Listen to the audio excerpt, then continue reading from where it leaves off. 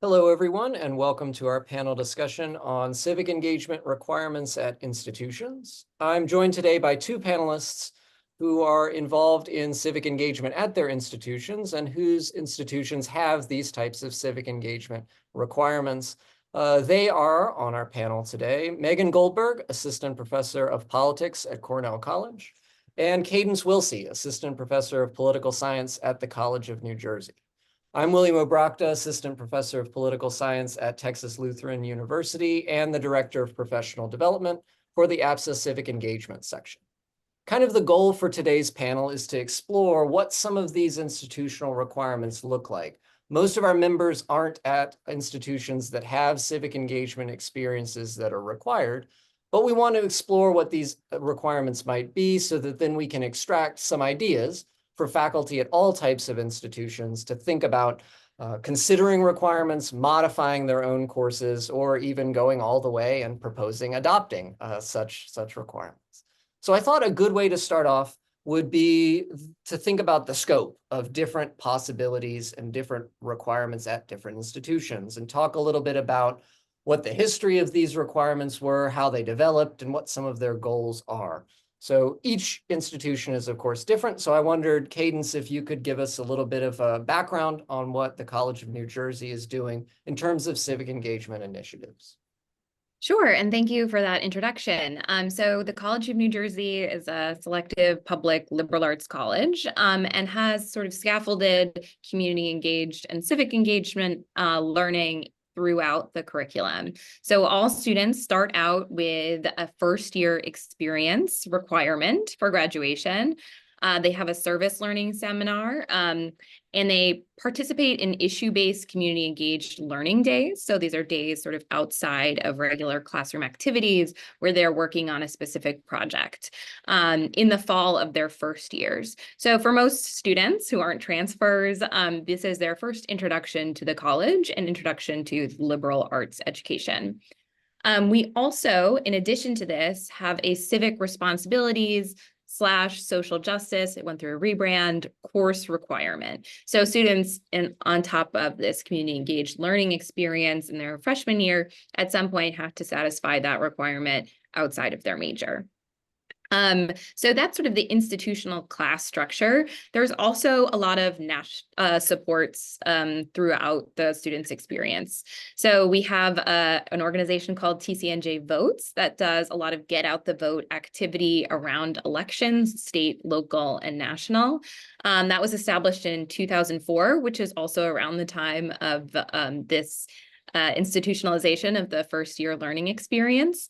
And it's one of the largest organizations like this in the nation. And TCNJ has one of the highest voter turnouts at the college level in the most recent election in the nation. So it's a really big part of the campus community around election cycles. We have the community engaged classification through the Carnegie Foundation, which is really sort of showing institutionalization of community engaged learning across the curriculum. And then the last thing I'll say is that we have a really amazing Institute for Community Engaged Learning. I've worked with the fantastic folks there to help find community partners to do service learning and civic engagement projects in advanced coursework as well. So students are sort of getting that experience theoretically woven throughout their college years. That's great. Megan, what about your experience? So Cornell is a private liberal arts college. It's in rural Iowa. And we sort of have similarly a civic engagement and citizenship focused course, although for us, it's a second year seminar. So our students do share a first year experience, but that's more of I won't say it's a traditional class. It's sort of like a very broad liberal artsy class to sort of get them acculturated to what we do here. But then in their second year, they can take a class that's around the theme of citizenship, but it's in a lot of different disciplines. So I do teach this course. I teach it every other year during election years because of the focus of my own course. But in that course, students can work. There's sort of a really, because faculty have their own sort of latitude to build the course around that theme however they want, but most of them are working with community partners. And so Cornell is also unique that it has something called the block plan. So students are just taking one course at a time for 3.5 weeks. And so for that 3.5 weeks, as soon as they get here their second year, most of them are working in their sophomore year seminar with a community partner on some sort of project. And so that's sort of the requirement that everyone goes through. Lots of, we have citizenship and civic engagement as one of our educational priorities and outcomes. So lots of courses do sort of incorporate that. The other sort of more structured place that students might get that is before they graduate, they have to have 2 experiential learning experiences. And we have several sort of like buckets that those can fall in, but one of them is civic engagement. And so a lot of students do that. And sometimes that's through working, usually it sort of goes through working with our civic engagement office, which has sort of gone through some reorg recently. And so one of the things that's really new to us is that we are under the reorganization of civic engagement, sort of trying to imagine a stronger partnership between the academic affairs side and sort of the student affairs side of the civic engagement office. And so, Cadence, I'm really excited to hear more about your student group that does get out the vote on campus. We have just now sort of established our own. It's called Ram the Vote, or the Cornell Rams. And so we're sort of like starting that infrastructure. And so it's sort of run through our civic engagement office, but then my sophomore year seminar is also going to be part of that effort. And so that's sort of like we're on the forefront of this, but trying to figure out how, these 2 sort of divisions of the college can work, and departments in the college can work together. But that's, so we're probably like a slightly smaller on the staff side at Cornell, but our Office of Civic Engagement is sort of our central support for working through these curriculum requirements and, building these community partnerships as well. In both cases, right, institutionalization seem to be the key word, right?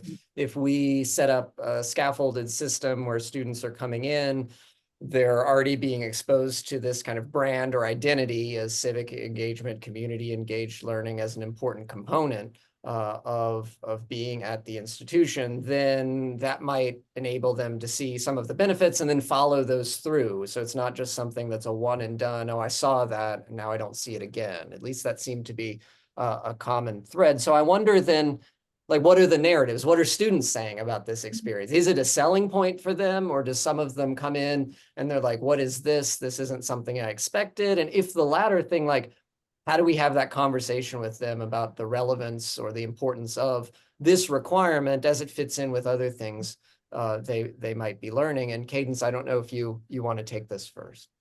Sure. I don't teach the classes, so I don't have qualitative data on this, but I know that the CEL Institute, who's in charge of sort of managing this, does a survey every year to see how students are experiencing it. And I asked them what their most recent numbers were.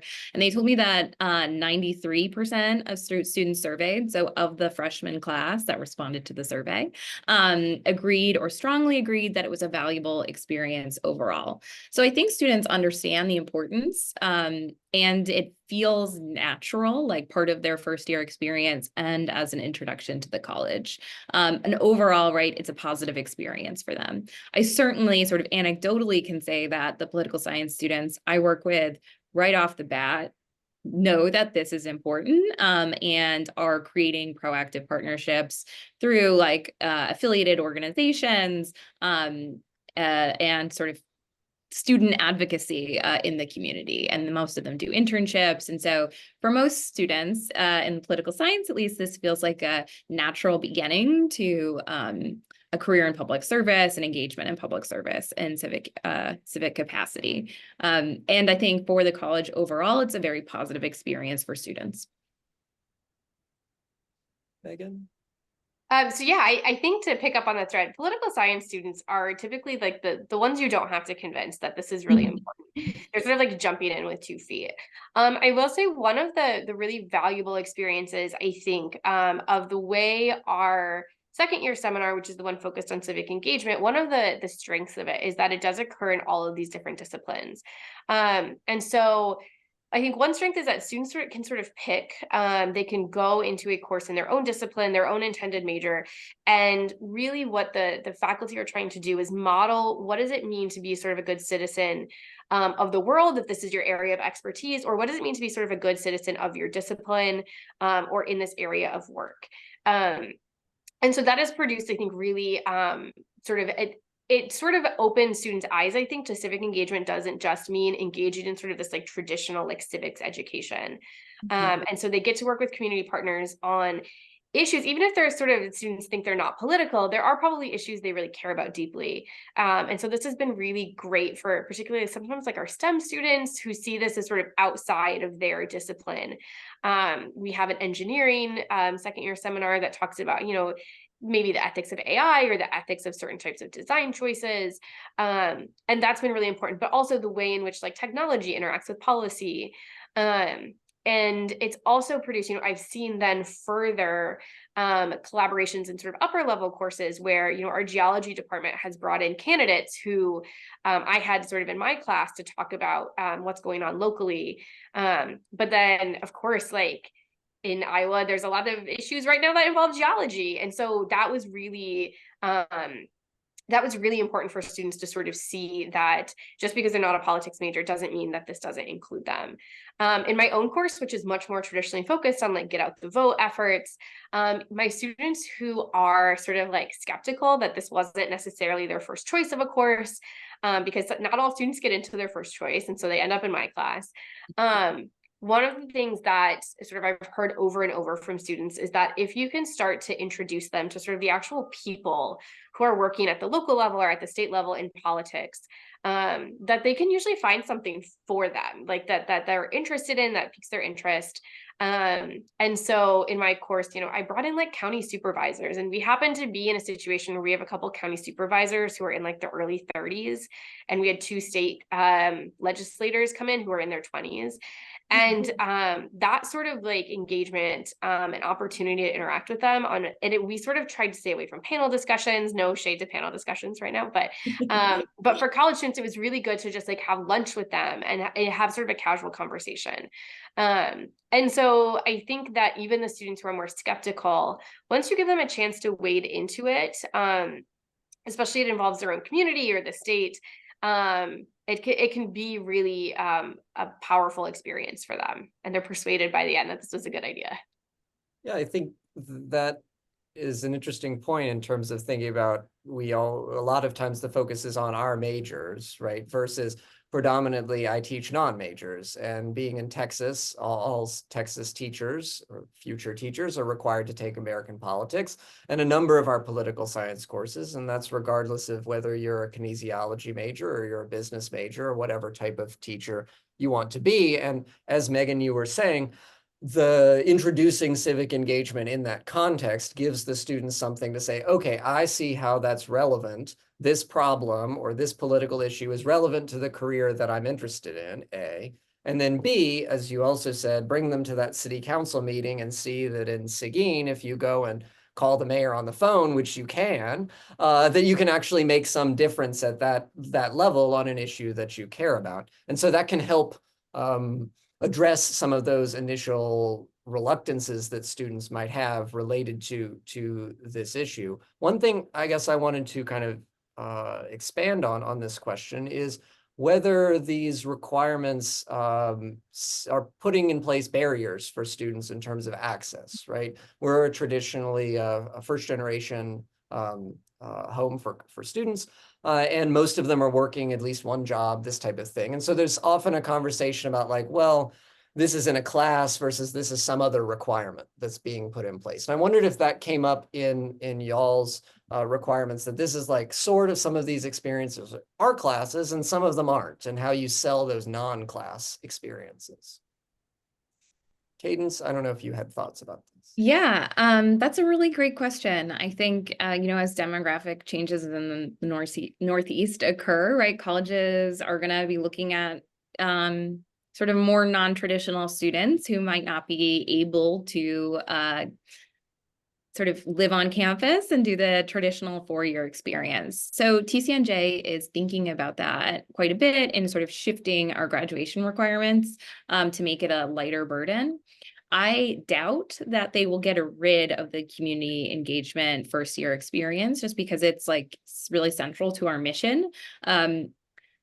And I'm not sure sort of the best way to tweak that to make it more friendly to students who are transferring or who are entering college later in life or holding a full-time job, right? I think that's a great question, and I don't have a good answer for it. Just that the college is thinking about how to adjust to this changing demographic of college students. And but I think they're pretty committed to keeping community engagement as part of the first year experience. Yeah, so I think our perpetual problem, this is going to seem like just really in the weeds, but we're a small campus in a tiny town of just a few thousand people. And so a lot of the sort of opportunities for engaged learning are happening in cities that are 20 miles away.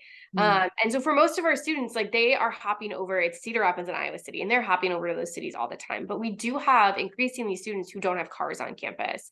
Whether that's because, usually it's a financial burden. Having a car is expensive. And so trying to figure out how we can give students access to these experiences when they need transportation is sort of a perpetual problem, and we haven't necessarily solved it.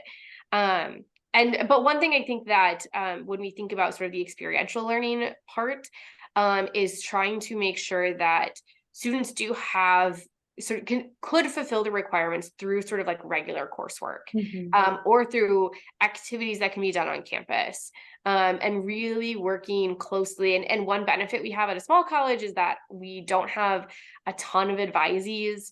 And so that when we have advisees who are sort of encountering these problems, we have sort of the time and resources to devote to that advisee to sort of help them overcome those obstacles. But that's not the solution for everybody. And I don't think we've necessarily solved this problem. And other than trying to really make sure that students have, even if they're doing sort of like volunteer work, that we can somehow figure out a way to give them the support that they need, financial or otherwise, to do that work, because we do think it's really, really important. But yeah, I think that's an ongoing challenge, is sort of the equity question of civic engagement.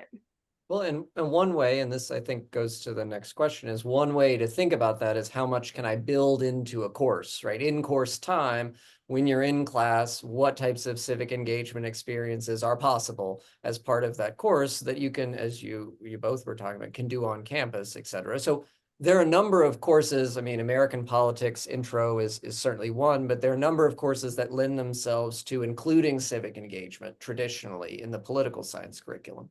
And I wonder how y'all have thought about tying together your institution's requirements, what students are doing, with the way you've decided to design that course, right? Is that I assume everybody has this common experience and build on that, or do I try to recreate some of that experience again? Like, how does that synthesis or synergy work? Megan, maybe let's start with you this time. Yeah, so I think this balance looks different in different classes. When I teach my sophomore year seminar, I was just talking about this earlier today to some colleagues, that I'm actually going to scale back sort of like the traditional academic portion of the class, and it's going to be a lot more of the experiential part. So my students are spending their class time sometimes going to other classes and doing voter registration, or tabling in our student center. Or they're working with other sort of get out the vote organizations, or they're like tracking and doing data analysis. And that's like the really a big portion of the class. But the other sort of way that I've seen this in my own classes, especially upper division classes, is actually because of the block plan, I have a lot of latitude to do field trips, which is really fun.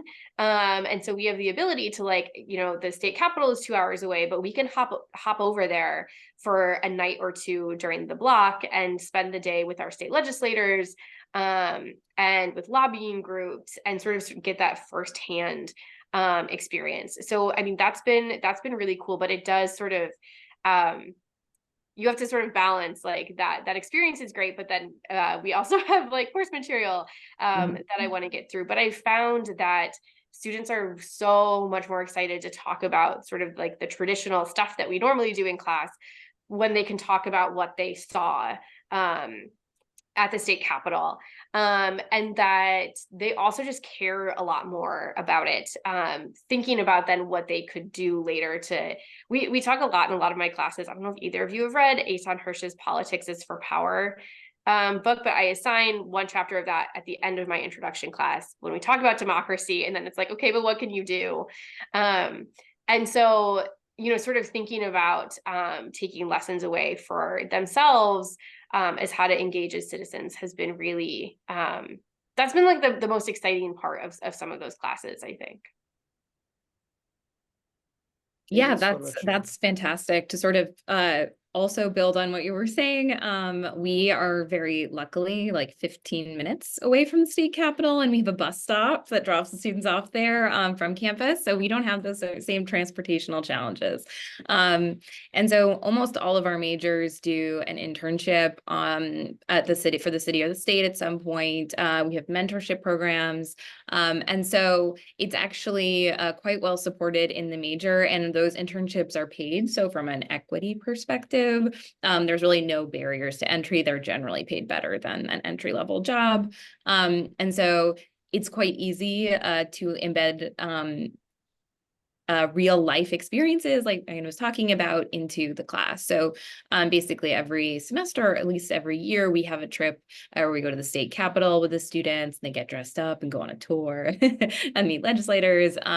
We have just really impressive access to the state because of our location. And that really enhances the political science department. I don't know to the extent that other departments are sort of using that location. But I do know that we have a lot of community partners in the city of Trenton that the students work with through the Bonner Foundation or through our department or the Community Engaged Learning Center, or Institute, excuse me. And so the location makes those equity issues a bit easier. Of course, there's also this balance between, the colleges and students being, privileged just by having the experience and access to higher education and working in disadvantaged communities that we have to navigate as well, of course. But the location is fantastic for having these sort of scaffolded throughout courses and making them available to students. So building on that a little bit, right, in terms of access and how we think about courses, some political science programs are focused on being kind of like the center of civic engagement. And a lot of times that's where civic engagement is mostly happening. And that ends up being an effective way to draw students in and say, oh, I want to be a political science or a politics major. In an institutional culture that now is kind of developed around civic engagement, I wonder what that synergy looks like, right? How does civic engagement impact your ability to collaborate across campus, to support students in your major, to potentially recruit new students? Is that a hindrance, or do these institutional requirements help promote that culture that then makes y'all's departments the biggest and best on campus type of thing? Cadence, do you want to start with this? Sure. I would not say that we are the biggest and best on campus, but I do think, right, our students are already engaged. As Megan said, right, they are the ones you don't have to convince that civic engagement is important. We have programs that are available, that we house, that are available to students outside of the major. We also sort of house the pre-law and public policy minors. So we have a lot of students with a wide variety of interests. And so we have internship programs, mentoring programs that I mentioned that are, you can apply if you are not a major, right, but are mostly made up of majors. But we're sort of the institutional seat, I think, for a lot of the public service work at the college. And then there's, of course, like student-led advocacy organizations like TCN, or maybe not advocacy, but voter civic engagement organizations like TCNJ Votes. So the students are really engaged as well. And I think they're probably better at building those connections across departments than perhaps we are, right? So they, lots of departments across campus have community engaged upper level classes. There's about 15 offered per year for students in like further along in their academic career. And there are lots of student-led organizations as well that are sort of pulling these experiences together. Yeah, so I think that, as I said, we're sort of reimagining, I think, some of these relationships at our own institution, or at my institution right now. But I think that over the past couple of years, because we're sort of in this state of figuring out what we're going to do going forward, there's been a lot of opportunities for collaboration.